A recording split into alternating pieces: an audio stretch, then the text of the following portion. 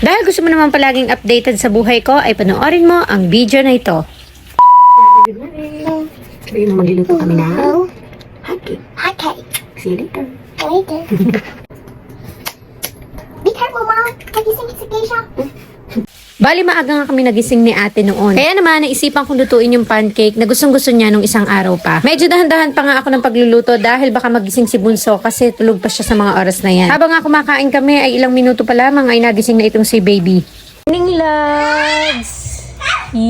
Sa ganda naman ng smile lagi siya, Nay. I love you, love.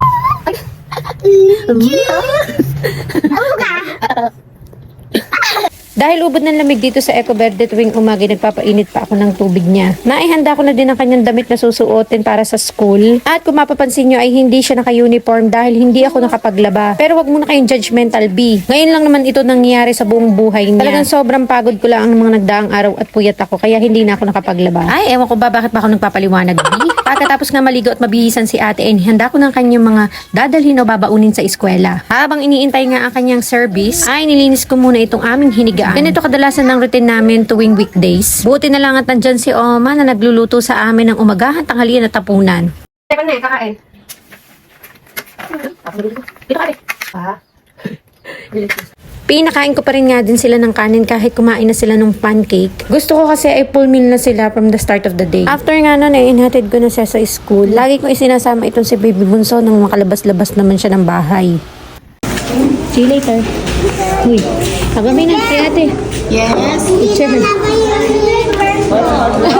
Picture her. Sorry na, anak. At na makauwi nga kami ay tinawag ako ng kalikasan. Napagluto na tayo mga na. Tahong. Nakain na si Oma ng fish, tahong. Tapos ang baby ko ayaw bumaba. Kaya yun, wala akong nagawa in the entire 2 hours. Susundo na kami kay ate. Sa mga oras na to ay iniintay namin si ating lumabas. At hindi na ako nakapag-video, nagpakita sila magkapatid dun sa labas ng pinto. Dahil biglaan ang pabuhat si Keisha. Dito nga ay sakay na kami pauwi ng bahay. Pagkakauwi nga ay laging bibihisan ko agad siya ng pambahay. Wow! Wow, may star si ate! Wow, very good ka. Good job, teacher. Habang pinapakain ko nga sila ng tanghalian, ay todo at sikal naman ang ligalig nitong si Keisha. At kung mapapansin nyo na bakit lagi ko silang sinusubuan, dahil wala lang, gusto ko lang, bakit gawa kayo ng sa inyo para kayo nagdi-decide. Sabi kasi nila, dapat daw pinababayaan ng mga bata na kumain ng kanila para matuto daw sila maging independent. Para sa akin, bakit ba kayo naiinip? Matututo at matututo din naman sila. Napakabilis nga lumaki ng mga bata. Mamaya pa ay may kanya-kanya na silang buhay. Kaya naman sinusulit ko ang bawat oras na kasama ko sila. At saka marunong naman talaga sila. Ako lang talaga may gusto, B. By the way, kung mapapansin nyo na nagliligalig pa dyan si Keisha. Dahil every time nakakain ako, talagang automatic na siyang magliligalig. Buti na nga lang sa mga oras na yun, hindi sila sabay na nagliligalig. Pagkakain nga ay... Hi guys, naliligo sila dito ngayon sa labas. Hi ate! Hi, ang likuin. Ang liguin. Ang take nga ba? Dahil summer nga ay pinababayaan ko na sila magtampisaw dito sa labas. Masaya ako na nag-i-enjoy sila palagi. Nang makaligo nga ay nakatulog na din sila at nakatulog din ako kaya naman hindi na ako nakapag-video. At pagkagising nga namin naisipan kong umorder nitong Your Sweet Tea na sinasabi ng inay na daw ng sarap. Pero marirate ko lang siya ng 7 out of 10. Para sa akin ha, kanya-kanya naman yung taste preferences eh. Ay,